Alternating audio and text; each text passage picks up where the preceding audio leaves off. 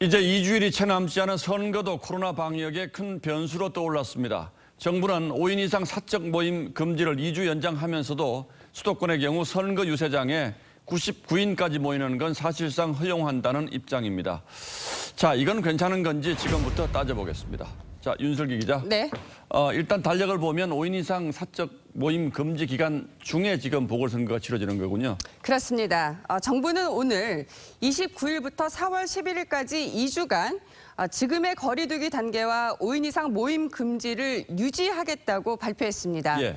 다음 달 7일 재보궐선거도 이 기간에 포함되기 때문에 선거운동 또한 이 방역 지침 내에서 하는 게 원칙입니다. 정부 발표 들어보시죠.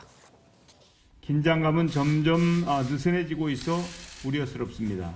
다중 이용 시설의 출입자 관리를 한층 강화하고 하지만 서울의 경우 유세장에 100명 미만, 즉 99명까지 모이는 것은 방역 위반이 아니라는 입장이죠. 예, 뭐 방역에 불안감이 있는 건 사실인데 정치 참여하는 것도 중요하니까 그 정도까지는 허용하겠다 이런 뜻인가요? 맞습니다.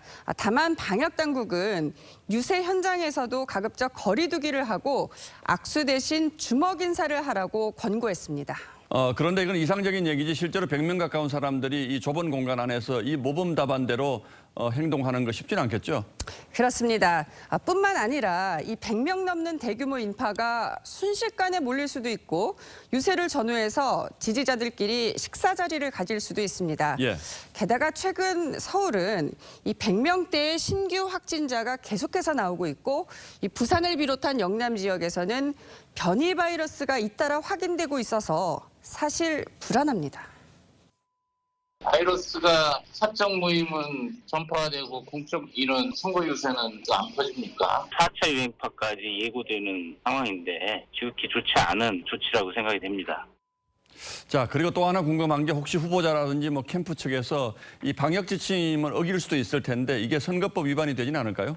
이 선거법엔 방역 수칙과 관련한 제한 조항은 없는 것으로 알려집니다. 그리고 중앙선관위 측이 관련해서 내놓은 특별한 입장도 아직은 없습니다. 즉 방역 지침을 어겨도 당락에까지 영향을 주는 상황이 오지는 않을 것으로 보입니다. 예, 저희가 앞서도 유세 현장을 보여드리긴 했는데 사실 좀 불안하긴 하더군요. 이렇게 대중 유세를 꼭 허용해야 하는 것인지 다른 방법은 없었는지 좀 더 고민해 봤으면 어땠을까라는 생각이 들긴 하더군요. 그렇습니다. 예, 윤슬기 기자 잘 들었습니다.